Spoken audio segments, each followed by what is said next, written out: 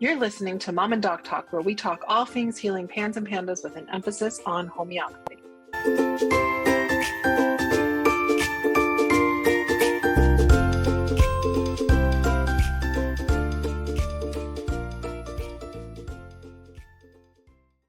Hi, it's Jody, the mom of the Mom and Doc Talk podcast. We're taking a short pause this summer to enjoy our families and hope you're doing the same. In the meantime, we wanted to give you guys the opportunity to catch up on any episodes that you might have missed or take a break. We know you need a break. You deserve a break. Here's a rebroadcast of one of our most popular episodes. We hope you enjoy it. The topic that we're going to cover today is what homeopathy is. Just a really basic primer on what homeopathy is and how it works in the body, our current understanding of how it works in the body. And we're going to talk a little bit about our getting to homeopathy because, spoiler alert, we were both sort of dragged to it out of desperation, and both have some amount of skepticism related to homeopathy because homeopathy uses single substances found in nature prepared in a very dilute way. And this dilution is what brings about the most skepticism for people. It is so dilute that technically, before we learned about nanoparticles, we thought that there was none of the original substance left. We have since learned, just in the last just over a decade, that there are nanoparticles that are formed in the process. So basically, the way that a homeopathic remedy is made is you take one part, and there's a couple different scales for preparation. So I'm going to talk about what's called the centesimal scale for how it's produced, just because it's the easiest one and it's the one that's used most commonly. And so the centesimal scale, it takes 1 drop of the original substance. It can be a plant, mineral, animal source.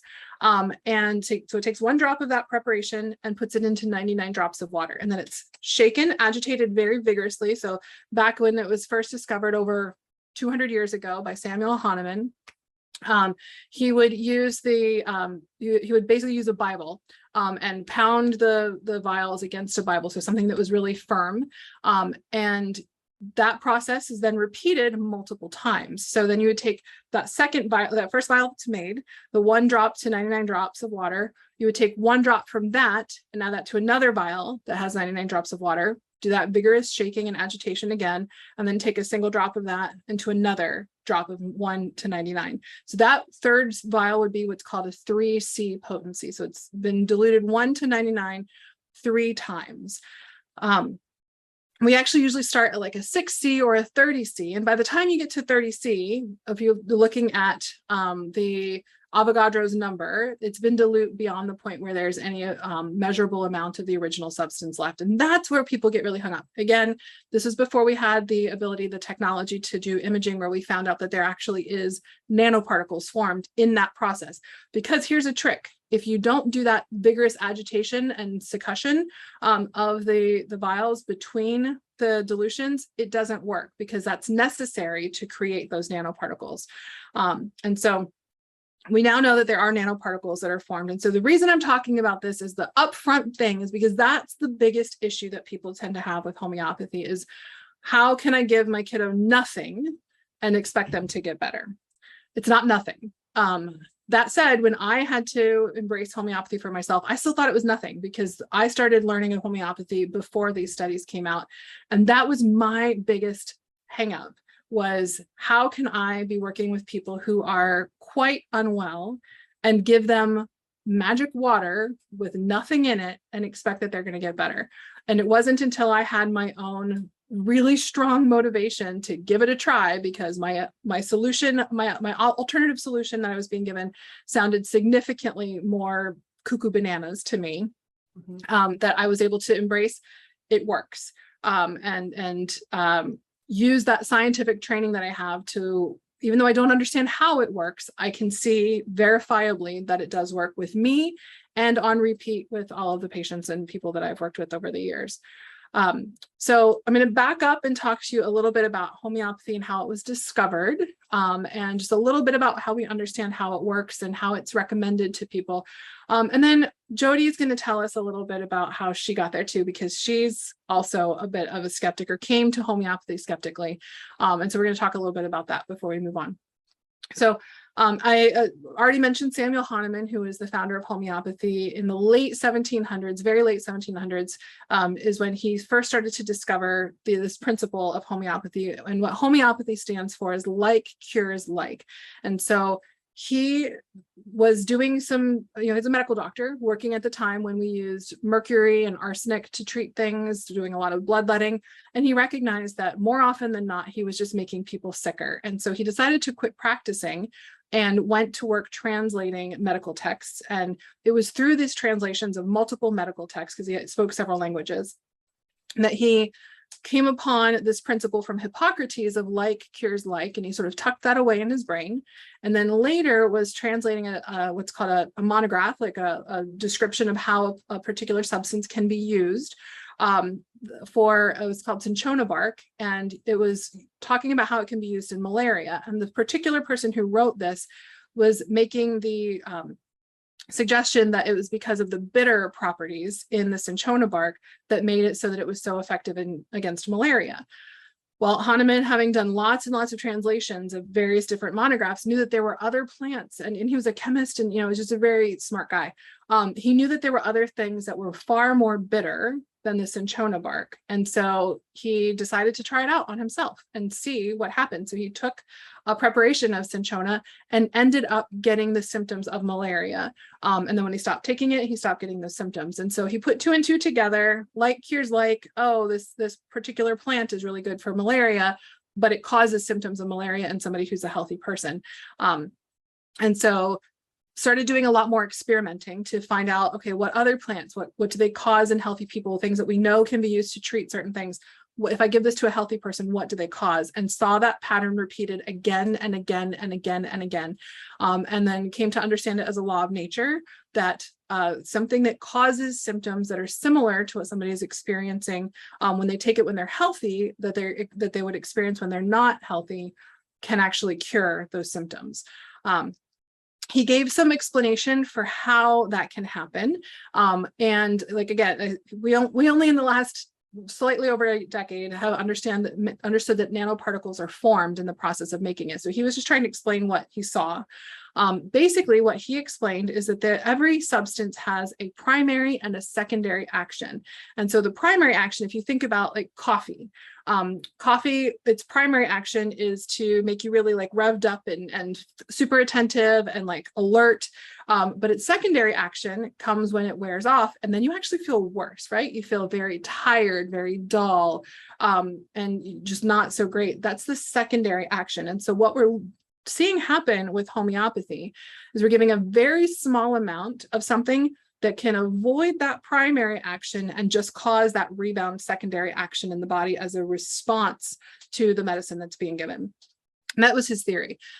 Finding the very small doses happened just because he was using toxic substances. And so he was trying to dilute it as much as possible to not poison people who he was doing all these testing on, and found that he could get the secondary response with a very small dose, and it actually was more effective because you didn't have the really significant push of that primary action, where we really were able to get mostly just the secondary action for the response. So what we're doing when we're making a recommendation for a homeopathic remedy is we are trying to understand exactly what somebody is experiencing in their unwell state, so that we can then match it to all of the evidence that we have through all of these studies and provings, they're called, that are done on humans for humans, so we can match those symptoms. Like, here's your symptom, you have this cluster of symptom A, B, C, D, E.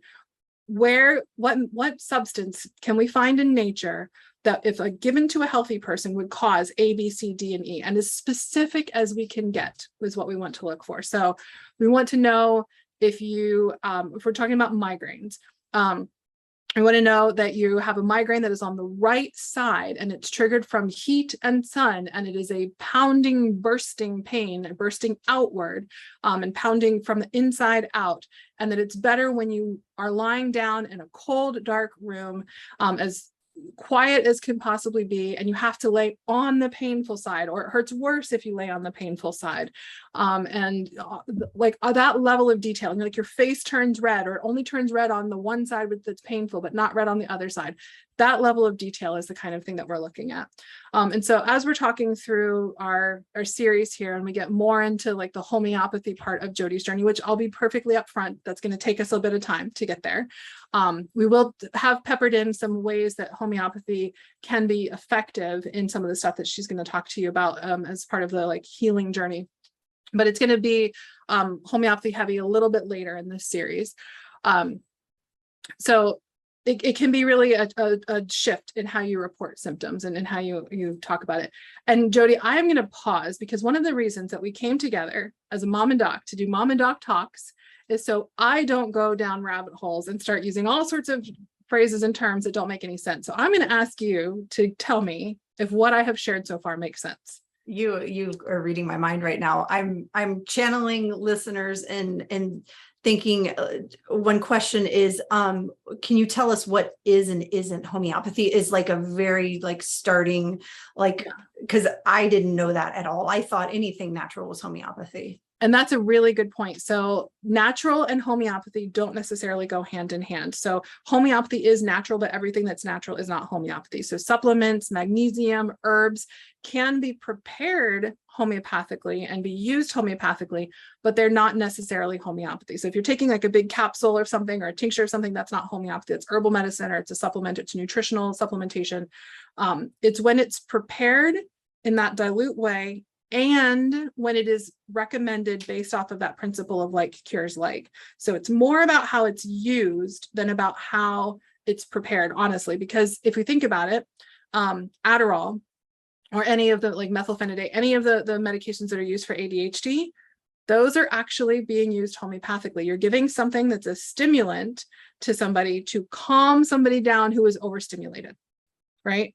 And so we're looking for, again, that secondary action. So it's not necessarily about the medicine or how it's prepared, but it's more about how it's used, how it's prescribed, and the outcome that we're looking for. So natural does not necessarily mean homeopathy, but homeopathy is made of natural substances. Yeah.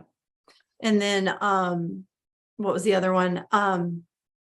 They're all like things you find in nature. Like, give us a couple of examples just so people have reference for that. Yeah. So, I mean, there are getting more and more provings that are being done on things that are, you know, not necessarily found in nature, but in order for it to be used homeopathically, it has to have had lots and lots and lots of studies to know what it can cause in a healthy person. And so what the rebound effects could be, or what it could be used to treat, basically. But most of them are going to be found in nature, the ones that have hundreds of years of reliable evidence of both studies being done on humans and then clinical verifications that they can actually be effectively used to treat those symptoms are going to be things from nature. So like I said at the beginning, plant, mineral, or animal source. So some examples of that, plant source belladonna is a really powerful medicine that can be used in pandas. Can also be powerful medicine in flus and migraines, in all various different types of pains. So it's not going to be something where you're using it for like this remedy for this or this remedy for this. It's going to be based off of the collection of the symptoms of a person as a whole. And so it really, many remedies can be used for many things. So belladonna is an example of a plant one. So is hyoscyamus or stramonium. Those are similar plants, have similar actions to belladonna. A mineral could be magnesium that could be used as a homeopathic remedy. Table salt can actually also be used as a homeopathic remedy. It's called natrum muriaticum. Phosphorus, sulfur, just elements can be used as a homeopathic remedy. Again, it's when it's used in that specific way, right, with how it's prescribed. And then a plant or an animal source, sepia is a good example. It's made from the ink of a cuttlefish. Tarantula is another one that I like to talk about because it can be useful, especially in really violent rages where it's made from the venom of a tarantula. So those are some of the examples that we can see from animal sources as well. Yeah. And I think that, if anyone listening right now doesn't, because what you said makes sense to me, because I've been listening to the explanation for a really long time, but in the beginning, it made zero sense to me, like zero. I couldn't understand any of that. And it still didn't make sense. So as we were going through Avery's journey and we were with all the specialists and doing all of the other things, there was two moms that were sending me messages in Facebook, and they were like, have you considered trying homeopathy? Homeopathy's worked well for my kiddo. And the first couple of times that happened, like literally the first time, I laughed and I was like, oh my gosh, because it wasn't the first time I had heard about homeopathy. Whenever I was younger, in high school and college, I dated someone whose mom was very into homeopathy. And we used to make so much fun of her because we were like, oh, here she is with her sugar pellet, or not so much fun of her, but we just giggled about homeopathy because it was like, oh, wait, what do you have going on? Like, take these sugar pellets and, it should help. And it just didn't make any sense. And so here I am standing looking at pans, and it still doesn't make any, like, how could a sugar pellet help this complex condition that my kid has going on? And like I said in the last episode, we did all of the things, literally all of the things other than plasmapheresis, and all of it made Avery worse. And there was, like, we were at the end of the road, nothing left. Still thought homeopathy was nuts. Thought that there was no possible way that it could work. Also, at the same time, I didn't really have any resources to go and find information. I mean, there was stuff out there about homeopathy, but nothing that applied it to what was going on with my child. But it was like all I had left, and I wasn't going to leave Avery where she was at because she was not okay. And so I was like, okay, let's try this. Let me start. And you know what's crazy is I think I was okay with starting and trying homeopathy because of the connection I had with you, as far as your past. And so we got started. I had no idea. Coming to our intake appointment, I didn't even know that we were going to talk about symptoms. Like, I knew we were going to talk about what was going on, but I didn't know like the detail or anything like that. We were, I would say, a good year in, and I still didn't understand exactly what was happening. But, and even much earlier than that, within the first like 2 to 3 months, it suddenly became less important how it was working, and what mattered was what I was seeing. Because I knew that the only thing that I was doing was homeopathy, and there was some significant changes happening. I think on her Avery's second remedy, I sent you an email and was like, oh my gosh, like, there she is. I just saw her. It had been months and months and months where she had just been gone. She was out of it. It was not Avery. And then all of a sudden, after a dose one day, it was like, whoa, like, who is that kid? And we went through a whole lot of, back and forth, but over and over and over again, that skepticism that I had, it's like homeopathy came in and squashed it. And even, with my husband, who's kind of in a very roundabout way in the mainstream medical world, very, very like, I need to see tests, I need to see data, like I need to see, like I need a scientific explanation of how this is working in our child's body. And just, he needed so much more than I even needed. And then that thing kept happening over and over again, where it just would have such a significant impact on her symptoms that it was like, okay, my understanding is no longer important. I'm seeing what I need to see. And that thing happened over and over again. Now I have more understanding, and really am really happy and settled, like super settled in with my understanding of homeopathy, because I think it's back to our roots, right? Our bodies were intended to work a certain way. We were given the things that we need to heal our bodies. And so I feel like it's like I took Avery from all of this complex pharmaceutical supplement craziness, and it's like I took her unknowingly at the time, took her back to simplicity, and this thing that actually had the ability to heal the dysfunction that was going on in her body. And so my need to understand deeper, I just have completely let go of that, because I've seen it get rid of everything. I've seen it take her from health, my whole family, from illness to health. And it, you know, and this is why I love, we have this army of moms now that is also, you know, screaming, hey, you know, homeopathy works, it works really well. And so while it's hard for us to wrap our brains around, we can't, you can't deny the significant changes that it's making in our children. And me being the skeptic that I am, I still am going to look for any opportunity that I have to understand and explain more about what's happening. And so that's why I'm so grateful for the awareness that we have now that there are nanoparticles that are formed. And there's been research that has shown that those nanoparticles can actually bind at the cellular level and lead to adaptive change on the cellular level. We're still figuring out where it goes from there, because what homeopathy does is it works, it's a whole body medicine. It's like a nudge to the body to heal, by, again, putting that primary, like a subtle push of that primary action to cause that secondary reaction.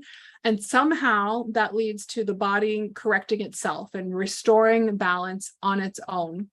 It's not a biochemical force like those supplements and herbs and medications that you mentioned earlier. It's a nudge to the body to heal itself, so that it's addressing, and this is the most important thing, if you get nothing else from this video, this is probably the most important thing, it addresses susceptibility. Okay. And so what it's addressing is that tendency to have this reaction to this trigger. So we don't need to go in with homeopathy and kill the bugs or get the mold eradicated from the body or get rid of the allergens. You know, we can't avoid these things forever. Like, even if you keep your kiddo out of school, things are going to come and they're going to find you, right? If you live in a house with water running in it, mold will show up in your house, right? If you go and interact with any human anywhere, you're going to have the exposure to their bugs that they get. And so the reality is, it's not about the bug, it's not about the trigger, because we don't all have the same trigger. If it was about the bug, we would all get neuropsychiatric symptoms every time we got strep. It's about the specific susceptibility to having this type of reaction to the trigger, instead of the typical immune response to the trigger. And so what homeopathy does is it nudges the body to heal and reduces and eliminates that susceptibility, so that you can have exposure to strep, to mycoplasma, to Lyme, to mold, to tree pollen, to dog, whatever it happens to be that is your trigger or your kiddo's trigger, that you can have those exposures and not have a flare of neuropsychiatric symptoms. So susceptibility is what is really the true underlying cause of all of this. And that's what homeopathy addresses. And it's the only thing that addresses that level of susceptibility. Homeopathy works on the epigenetic level. It helps with all of those things that shift and change the way our genetics are expressed, because not all genes are turned on at one time. We'll talk about that in a future episode. That's a whole thing that we can talk about. So we don't know exactly what happens once that nanoparticle binds at the cellular level and leads to adaptive cellular change, but we know that we then see over time healing pushes, it nudges in the right direction to a healing response, and we see it systemically. So we aren't going to see, oh, here's your remedy for your headache, and here's your headache, here's your remedy for your constipation, and here's your remedy for your tics, and here's your remedy for your anxiety, and here's your remedy for your rage. All of that is an external manifestation of that internal imbalance, that internal susceptibility to having that response, which is why we use one remedy at a time to nudge the body in the right direction, and we see broad reaching changes. I can't tell you how often we see family members who talk about changes that they weren't even talking about that are improving because of a homeopathic remedy, because it's, you know, when we heal as a whole person. Everything is connected. Our migraines are connected to our gut stuff, are connected to our skin stuff, are connected to our mood. Yeah. It's all connected. We can't treat them separately because they're not separate. So what did I miss about homeopathy? It's so hard. It's such a broad thing to talk about, and to try and talk about it in such a short time, and to do it in a way for like that's introductory. I probably missed something huge here. So Jody, did I miss anything significant? No, I don't think you missed anything significant. I think we, like, as we go, we'll talk more about definitely susceptibility, because, you know, I have to talk about susceptibility at least once a week. I think nothing other than, and I know you said, you know, the resilience naturopathic providers use one remedy. I don't think that you dove into classical homeopathy, but I don't even know that it's necessary at this point, since we're just touching on it. Yeah. So, I mean, we can at least touch on the fact that there are different types of homeopathy. What we are focusing on in this podcast is the classical homeopathy, which is basically the way that Hahnemann first defined it, and goes through with one remedy, minimal effective dose. And one remedy at a time. It could be a series of remedies that end up, you know, meeting the person where they're at in the moment and what their body needs at that moment to continue the healing process. But it's a single remedy at a time, and it's used based off of empirical evidence. So the studies that have been done in people and repeatedly shown in people, and then also clinically verified with showing that it's actually effective in removing that symptom. So there's some types of homeopathy that use a lot of different things and try to take shortcuts with it, and that's not what we're talking about here. So we're not using any muscle testing, we're not using any bioresonance scans, we're not using any dream provings or meditation provings or anything that's not repeatable in a scientific way to show that this medicine can cause these symptoms, and it's been clinically verified that when used in treatment that it resolves those symptoms. That's what we're basing our conversation on, and that's what we use at Resilience Naturopathic, and the type of homeopathy that we discuss in the Facebook group. So what I am going to do to wrap up here is encourage you, if you want to learn more about homeopathy, because we've got a whole mini course in the Facebook group and lots of educational videos, tons, hours and hours and hours of educational videos. If you want to learn a lot more about the nitty-gritty details of homeopathy, I'm going to encourage you to join the group because that'll give you a jump start, because it's going to be several weeks before we get into the nitty-gritty details of homeopathy in this podcast. So that Facebook group is Homeopathy for Pans and Pandas, and you can head over to Facebook and request to join. We also have the YouTube page. I think our mini series is on the YouTube page. We do have a mini series on the YouTube page. So it's another resource to check out if for some reason you want to learn more, but you're not eligible to join that Facebook group. So just go to YouTube and search for Resilience Naturopathic. And there is a page there that you can follow and get all of the videos. If you're on YouTube, you might actually be watching this right now on YouTube with our page. So those are our current resources for learning more specifically about Pans and Pandas and homeopathy. So in our next video, we're going to actually get to start to dive into the story of Jody and her recovery and how everything got started. So we're going to start on our journey. We're going to step away from just homeopathy, just away from like basic things, and talk more about the overall journey of like finding out about Pans and Pandas, getting to discovery or to the diagnosis, and learning more about what's happening in the body and all of the different things that people typically go through. And our goal for that is to help you make some really good informed decisions and maybe skip some of the headaches that Jody went through, and recognize which things are going to be really beneficial for your family. So we hope to see you there.